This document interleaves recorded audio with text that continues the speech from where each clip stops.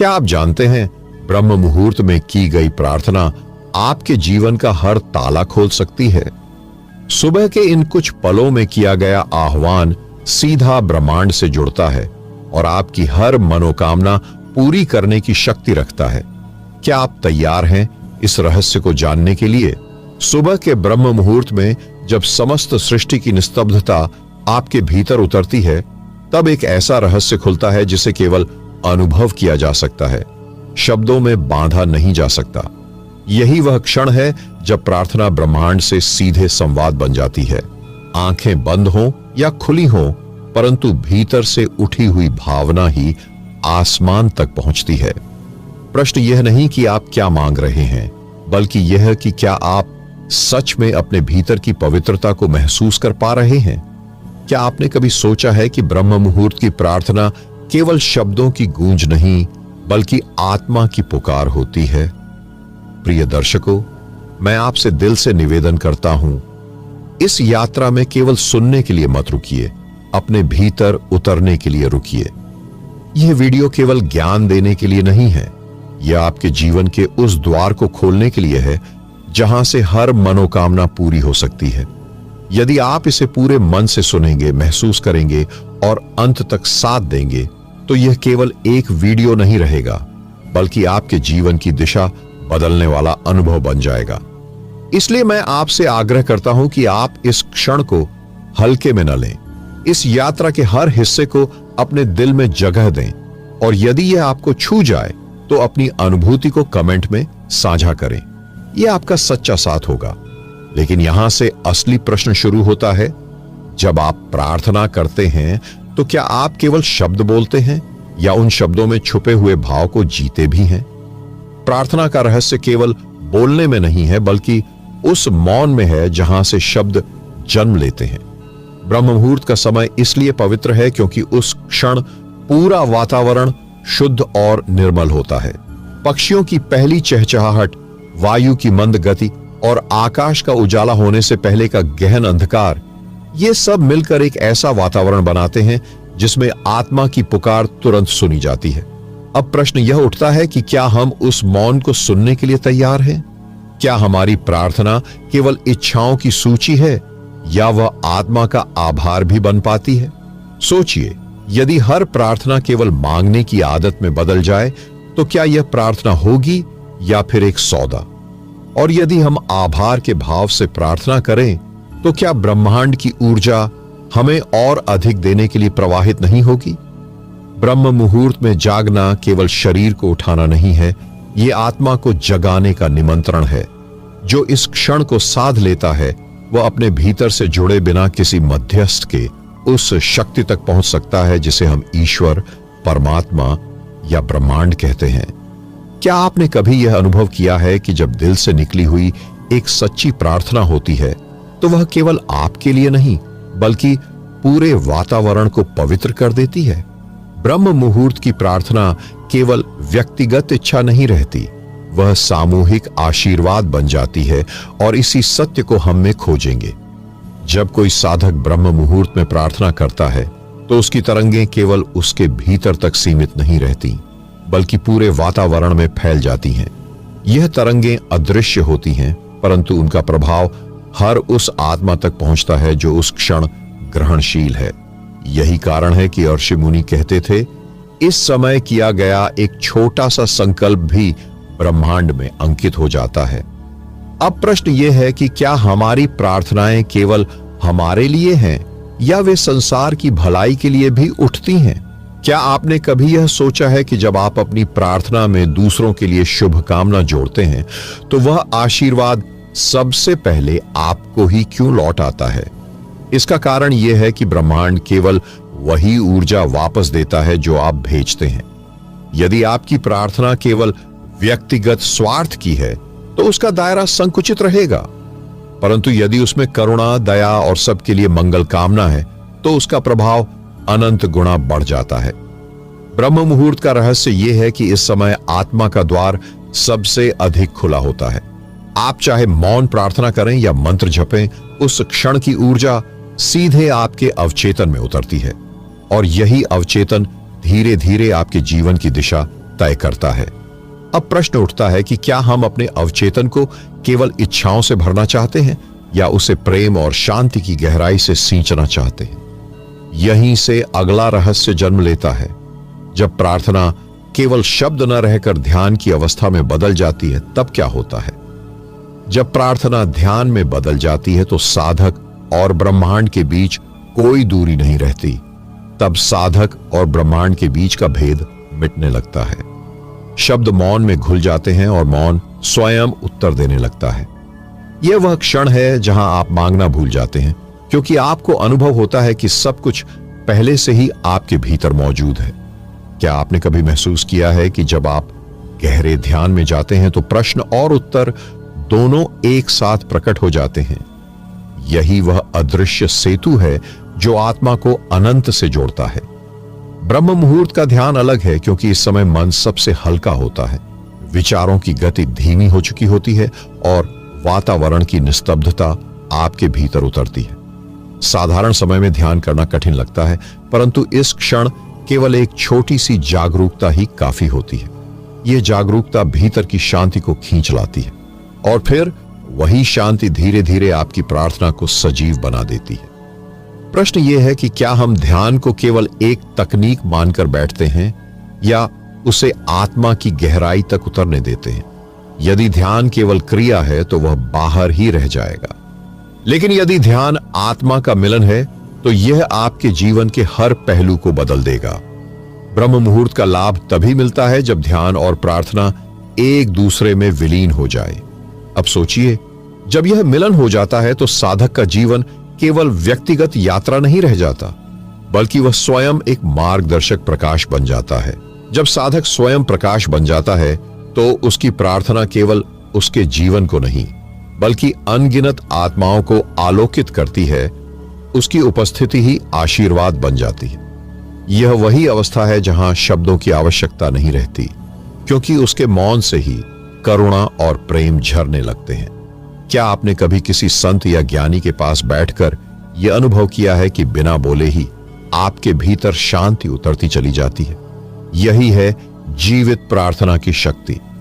ब्रह्म मुहूर्त में की गई ऐसी प्रार्थना साधक को केवल साधक नहीं रहने देती, बल्कि वह दूसरों के मार्ग को भी प्रकाशित करने लगता है। उसके विचार पवित्र हो जाते हैं, उसके कर्म शुद्ध हो जाते हैं और उसका जीवन स्वयं एक दीपक बन जाता है। प्रश्न यह है कि क्या हम प्रार्थना करते समय केवल अपने जीवन की चिंता करते हैं या हम यह भी सोचते हैं कि हमारी प्रार्थना किसी और के जीवन को भी रोशन कर सकती है? सोचिए, यदि हर आत्मा सुबह ब्रह्म मुहूर्त में उठकर थोड़ी देर के लिए भी शांति और करुणा से भरी प्रार्थना करे तो संसार कैसा हो जाएगा? क्या युद्ध, ईर्ष्या और अशांति टिक पाएगी? यह केवल कल्पना नहीं है, यह वह संभावना है जिसे हर साधक अपने भीतर जगाकर वास्तविकता बना सकता है। यहीं से अगला प्रश्न जन्म लेता है। जब साधक की प्रार्थना इतनी गहरी हो जाती है कि वह स्वयं को भी भुला देता है, तब उसकी चेतना किस ओर बहने लगती है? जब साधक अपनी पहचान खो देता है और केवल चेतना शेष रह जाती है तो प्रार्थना ईश्वर का ही श्वास बन जाती है। इसी रहस्य को देखेंगे। जब साधक अपनी पहचान खो देता है और केवल चेतना शेष रह जाती है, तब प्रार्थना उसका कर्म नहीं रहती, वह उसकी स्वाभाविक श्वास बन जाती है। उस समय यह अनुभव होता है कि मैं प्रार्थना नहीं कर रहा, बल्कि स्वयं ईश्वर मेरे भीतर प्रार्थना कर रहा है।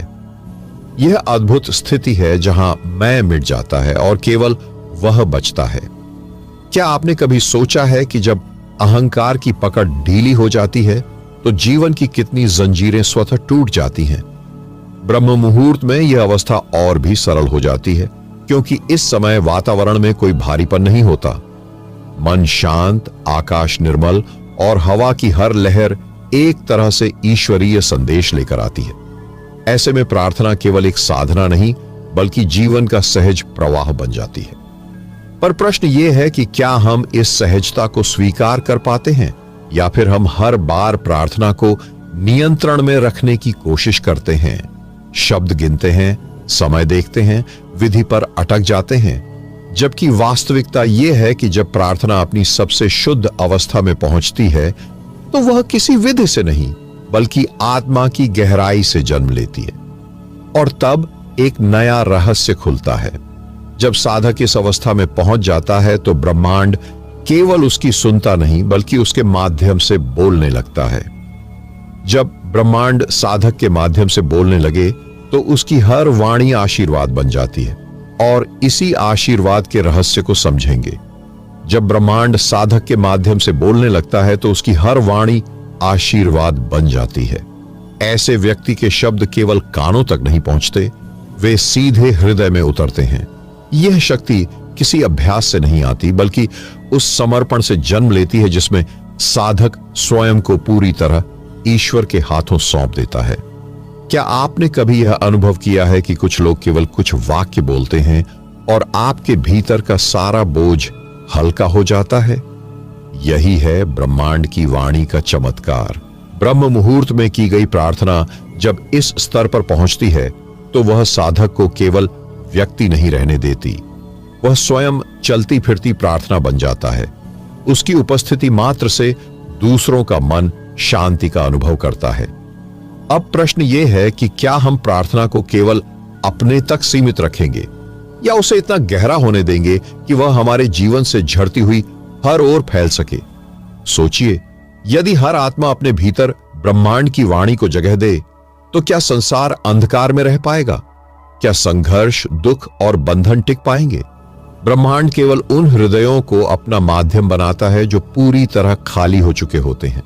और यह खालीपन कोई दुर्बलता नहीं बल्कि वह गहराई है जिसमें अनंत शक्ति समा सकती है। अब यहीं से अगला रहस्य खुलता है।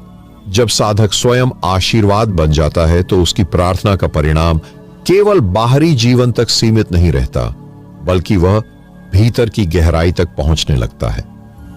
जब प्रार्थना भीतर की गहराइयों में उतर जाती है तो वह आत्मा के रहस्यों को उजागर करने लगती है। आत्मा के रहस्य किसी बंद कक्ष में छिपे नहीं होते, वे उसी क्षण प्रकट होने लगते हैं जब प्रार्थना भीतर उतरकर हृदय गुहा को छूती है। पहले पहले एक सूक्ष्म सी स्पंदन रेखा महसूस होती है, मानो भीतर कोई नर्म धड़कन अपनी प्राचीन पहचान याद दिला रही हो। शब्द धीमे पड़ते हैं, श्वास गहरी हो जाती है और मन पुराने बोझ, अहम, खेद, अपराध बोध को छोड़ने लगता है। क्या आपने कभी ध्यान से देखा है कि सच्ची प्रार्थना के बाद दिन भर अनायास धैर्य बना रहता है? कि छोटी सी बात पर जो तिक्तता पहले उठ जाया करती थी वह अब किसी दूर छोर पर बैठी रह जाती है। यही है आत्मा के दरवाजे पर पहली दस्तक, जहां परिवर्तन पहले भीतर दिखता है फिर बाहर। जैसे जैसे प्रार्थना गहराती है, भाव केवल भाव नहीं रहता, वह एक ध्वनि रहित मंत्र में बदलने लगता है। यह मंत्र किसी भाषा का बंधन नहीं मानता, यह करुणा का, क्षमा का और सत्य का स्वर है। आप जब हृदय पर दाहिना हाथ रखकर शांत बैठते हैं, 3 लंबी श्वासें लेते हैं और मन ही मन अपने आराध्य का स्मरण करते हैं तो भीतर एक नई पारदर्शिता जन्म लेती है। क्या यह संभव नहीं कि उसी पारदर्शिता में आप उन चेहरों को भी आशीर्वाद दे दें जिनसे कभी चोट पहुंची थी?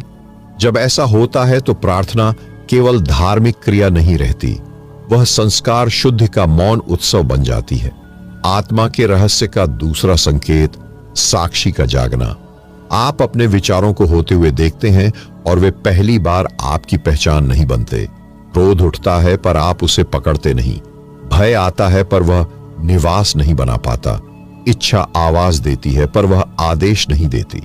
क्या आपने उस क्षण को पहचाना है जब उत्तर किसी तर्क से नहीं बल्कि एक शांत निश्चय से मिलता है? उसी निश्चय को अर्शी वाक्य कहते हैं। वह भीतर से उठता है, किसी बाहरी प्रमाण की जरूरत नहीं मांगता। धीरे धीरे प्रार्थना का स्पर्श आपके कर्मों में उतरने लगता है। भाषा सरल होती है, दृष्टि कोमल हो जाती है और उपस्थिति में ऐसा स्नेह जन्म लेता है जिसे शब्द बतला नहीं सकते। आप पाते हैं कि किसी अजनबी के लिए भी मन ही मन शुभकामना उठ जाती है, तुम्हारा मंगल हो, और उसी क्षण भीतर एक मधुर निर्मलता फैल जाती है। क्या यह संयोग है कि जिस दिन ऐसी शुभेच्छा बहती है उसी दिन आपके अटके कार्य सहज गति से आगे बढ़ जाते हैं? ब्रह्मांड वही लौट आता है जो हृदय से भेजा गया हो। यह नियम वचन से नहीं, अनुभव से प्रमाणित होता है। आत्मा का तीसरा रहस्य, समर्पण का साहस। समर्पण कायरता नहीं, यह वह पराक्रम है जिसमें आप जीवन पर अपना कठोर नियंत्रण छोड़कर सत्य के हाथ थामते हैं। जैसा उचित वैसा घटे, यह कहने में जितनी सादगी है, जीने में उतनी ही साधना है। पर जब यह घटता है तो भय विचित्र ढंग से पिघलता है। भविष्य की असुरक्षा, अतीत की छाया, वर्तमान की अधीरता, सब किसी दयालु प्रकाश में नर्म पड़ने लगती हैं। क्या आप तैयार हैं उस प्रकाश में खड़े होने को, जहां आपके पुराने निष्कर्ष टूटेंगे और एक विनम्र विशाल दृष्टि जन्म लेगी?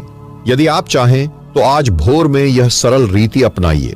पूर्व मुख होकर बैठें, रीढ़ सीधी रखें, दोनों हथेलियां हृदय पर रखें। 3 गहरी श्वास, प्रत्येक श्वास छोड़ते हुए मन ही मन कहें शांति। फिर बिना शब्द के 5 मिनट केवल साक्षी रहें। जो उठे उसे उठने दें, जो जाए उसे जाने दें। अंत में अपने और जगत के लिए एक पंक्ति, सभी प्राणियों का कल्याण हो। इतना सा अभ्यास कई परतें खोल देता है। आप देखेंगे कि प्रार्थना अब बाहर नहीं, भीतर से होती है, और भीतर से वही होता है जो सत्य को प्रिय है।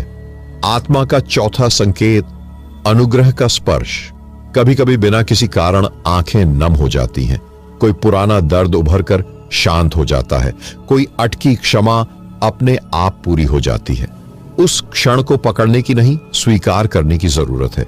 क्या आप उस अनाम दया को धन्यवाद दे पाते हैं जो बिना बुलाए भी पास आ बैठती है? धन्यवाद ही अनुग्रह का आसन है। जहां कृतज्ञता ठहरती है, वहां कृपा प्रवाहित रहती है। और अंततः आत्मा का 5वां रहस्य, एकत्व का संकेत। क्षण भर को ऐसा लगता है मानो आप प्रार्थना करने वाले नहीं, स्वयं प्रार्थना का स्वर हैं। श्वास लेने वाले नहीं, श्वास का प्रवाह है। देखने वाले नहीं, दर्शन है। यही वह बिंदु है जहां मांगा हुआ और मिला हुआ, कर्ता और कृत्य, भक्ति और ब्रह्म सब एक शांत आलोक में विलीन होने लगते हैं। यहां पहुंचकर भी जीवन वैसा ही दिखता है। काम, संबंध, उत्तरदायित्व, पर भीतर एक नई स्थिरता जन्म लेती है। मैं जो हूं उससे अलग कुछ पाने की दौड़ नहीं। इस स्थिरता में संकल्प सिद्ध होने लगते हैं, क्योंकि वे अब अभाव से नहीं, सत्य से निकलते हैं। अब जो जाना गया है उसे दिनचर्या में उतारना है, ताकि प्रार्थना केवल प्रातःकाल का अनुभव न रहकर पूरे दिन का आचरण बने। अब जो जाना गया उसे दिनचर्या में उतारना ही सच्ची साधना है। प्रार्थना यदि केवल भोर तक सीमित रहे तो उसका प्रकाश दिन के शोर में बुझ जाता है। लेकिन जब वही भाव आपके हर कर्म, हर वचन और हर विचार में उतरने लगता है, तब जीवन स्वयं प्रार्थना बन जाता है। क्या आपने कभी गौर किया है कि दिन भर की व्यस्तताओं में भी भीतर की शांति को थामे रखने वाले लोग सहज ही अलग दिखते हैं? उनका चलना भी प्रार्थना है, उनका मौन भी प्रार्थना है। ब्रह्म मुहूर्त में जो आशीर्वाद आप ग्रहण करते हैं, उसे दिन में कैसे जीवित रखा जाए? इसका उत्तर बहुत सरल है। हर छोटी सी स्थिति में थोड़ी सी जागरूकता। जब भी आप किसी से मिलें, मन ही मन शुभ कामना भेज दें। जब भी कठिनाई आए, तुरंत याद करें कि यह भी ब्रह्मांड का ही दिया हुआ अवसर है। क्या यह संभव नहीं कि जो भाव आप सुबह जगाते हैं, वही हर पल आपके साथ चलता रहे? सोचिए, यदि आप दिन भर अपने हर कार्य को एक प्रार्थना मानकर करें, तो वह कैसा होगा? भोजन केवल स्वाद न रहकर आभार का माध्यम बनेगा। काम केवल जिम्मेदारी न रहकर सेवा का अवसर बनेगा। और संबंध केवल बंधन न रहकर करुणा का विस्तार बनेंगे। यही है साधना को जीवन में उतारने का रहस्य। अब प्रश्न यह है कि क्या आप केवल सुबह का साधक रहना चाहते हैं या दिन भर का जीवित प्रकाश? यदि उत्तर बाद वाला है तो प्रार्थना आपको हर पल दिशा दिखाएगी, और यही हमें अगले रहस्य की ओर ले जाता है। जब दिन भर जी गई प्रार्थना रात के मौन में लौटती है, तो वह कैसी अनुभूति बनाती है? रात्रि का मौन जब दिन की प्रार्थना से मिल जाता है, तो साधक का जीवन एक अखंड साधना बन जाता है। रात्रि का मौन जब दिन की प्रार्थना से मिलकर एक अखंड धारा बनता है, तब साधक का जीवन केवल विधि नहीं रह जाता, वह अनुभव बन जाता है जो हर सांस में सिकुड़ फैल कर रहता है। दिन के कर्मों ने यदि प्रार्थना को पहरेदार रखा है, तो रात उसे भीतर तक उतार देती है, और यही उतार ही अंत की शाश्वत शांति का जनक बनती है। अब विस्तार से देखिए किस प्रकार यह अंतिम परिवर्तन होता है और इसे आप अपनी दिनचर्या में सहजता से कैसे उतार सकते हैं। शाम को जैसे ही दिन शांत होने लगे, थोड़ी देर रुककर अपने दिन को श्रद्धा से देखें। यहां 6 सरल परतें आपकी मदद करें। कोई कठोर नियम नहीं, केवल विनम्र अभ्यास। पहली परत, स्मरण और कृतज्ञता। दिन भर जो भी मिला, जो भी हुआ, उसे बिना मूल्यांकन के याद कीजिए। हर वह अनुभव जिसे आप स्वीकार कर पाते हैं, उसकी कृतज्ञता स्वयं एक प्रार्थना बन जाती है। क्या आप जानते हैं कि जब आप कृतज्ञता से किसी घटना को देखते हैं तो उसका अर्थ बदल जाता है। दूसरी परत, क्षमा और विमोचन। जिन शब्दों या कर्मों ने किसी को चोट पहुंचाई, उन्हें मन में आकर शांति से देखिए और क्षमा की इच्छा भेजिए। स्वयं को भी क्षमा कीजिए। क्षमा किसी भूल का प्रमाण नहीं, यह स्वतंत्रता का संकल्प है। क्या आप उस बंधन को छोड़ने की हिम्मत रखते हैं जो पुराने घावों से जुड़ा है? तीसरी परत, संकल्प का पुनरुद्धार। बिना जोर दिए 1 या 2 छोटे संकल्प करें, अच्छे कर्मों के लिए और भीतर की शांति के लिए। संकल्पों को बड़ी भावुकता के साथ नहीं, स्पष्टता और सरलता से लें। क्या आपके संकल्प प्रेम से आए हैं या अभाव से? यह फर्क देखना ही जरूरी है। चौथी परत, मौन का समय। बिस्तर पर जाने से पहले 5 से 10 मिनट केवल मौन में बैठें। आंखें बंद करके धीमी श्वास लें और अपने हृदय को देखें। श्वास के साथ जितना शांत हो सके उतना शांत हो। कभी कभी यही मौन सबसे गहरा उत्तर लाता है। क्या आपने कभी महसूस किया है कि चुप्पी में ही आप सबसे सच्चे मित्र से मिलते हैं? पांचवी परत, आशीर्वाद का विस्तार। मन ही मन उन लोगों के लिए एक छोटी सी शुभकामना भेजिए जिनके साथ दिन में आप जोड़े रहे। अच्छे हों, असहज हों, अजनबी हों, सबके लिए। यह क्रिया बाहरी मदद चाहे बिना भी खिड़कियां खोल देती है। क्या आप देख पाएंगे कि जब आप दूसरों के लिए भलाई की कामना करते हैं तब आपका मन किस तरह हल्का हो जाता है। छठी परत, समर्पण का मौन वाक्य। अंत में 3 धीमी श्वासें लेते हुए मन से कहें, जो हो वह शांति हो। यह वाक्य किसी बड़े धर्मगुरु का उच्चारण नहीं, बल्कि आपकी सरल निजी सौगंध है। इसे कुछ भी धार्मिक बनाने की आवश्यकता नहीं, यह सिर्फ आप और उस गहरे पूरक के बीच का समझौता है। इन परतों का महत्व केवल अनुष्ठान तक सीमित नहीं रहता, वे दिन भर की प्रार्थना को रात में सील कर देते हैं। नींद अब केवल आराम नहीं, बल्कि अंदर मौजूद दान का समावेशन बन जाती है।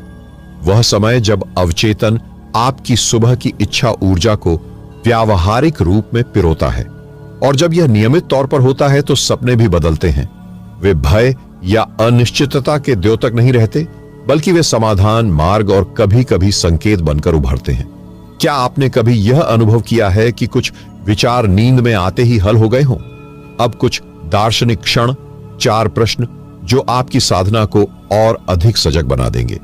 1. क्या मेरी प्रार्थना स्वयं के भय से प्रेरित है या किसी गहरी शांति से? 2. क्या मैंने आज किसी की पीड़ा को अपने दिल में रखा और क्या मैंने उसे आराम पहुंचाने की कोई छोटी सी कोशिश की? 3.